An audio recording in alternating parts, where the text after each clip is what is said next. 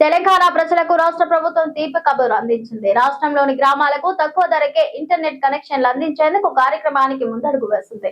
Tea fibre net సంస్థ ఆధ్వర్యంలో ఈ కార్యక్రమాన్ని చేపట్టనుంది. త్వరలోనే ఈ సదుపాయం అందుబాటులోకి రానుంది. ఇప్పటి టెక్నాలజీ యుగంలో ప్రతి ఒక్కరు చేతుల్లో స్మార్ట్ ఫోన్ అనేది వాడుతున్నారు. స్మార్ట్ ఫోన్ ఉన్నవారందరూ తప్పనిసరిగా డేటా వాడుతూ ఉంటారు. ఇక వ్యాపారం లేదా ఉద్యోగ పనుల కోసం అయితే హై స్పీడ్ ఇంటర్నెట్ అనేది అవసరం. ప్రస్తుతం ప్రైవేట్ సంస్థలు నెలకు 600 నుంచి ఇంటర్నెట్ కనెక్షన్ కోసం వసూలు చేస్తున్నాయి. అయితే సామాన్యులకు తక్కువ ధరకే హై స్పీడ్ ఇంటర్నెట్ కనెక్షన్ అందించేందుకు తెలంగాణ ప్రభుత్వం కీలక నిర్ణయం తీసుకుంది. గ్రామాల్లో తక్కువ ధరకే ఇంటర్నెట్ సౌకర్యం అందించే కార్యక్రమానికి శ్రీకారం చుట్టింది.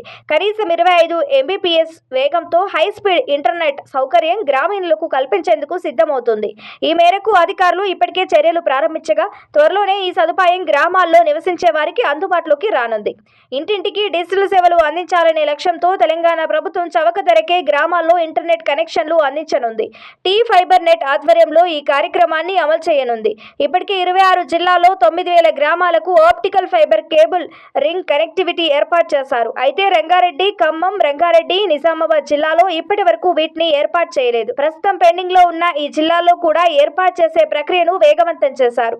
దీనివల్ల గ్రామాల్లో వైర్లు తెగి కింద పడ్డ ఇంటర్నెట్ సేవలకు అంతరాయం కలగదు.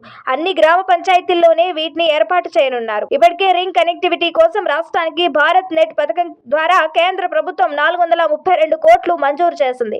ఇక కేబుల్ మెయింటెనెన్స్ కోసం మరో 2697 కోట్లు, పరిపాలనా వ్యయం కోసం 3185 కోట్లు కేంద్రం నుంచి రాష్ట్రానికి అందాయి.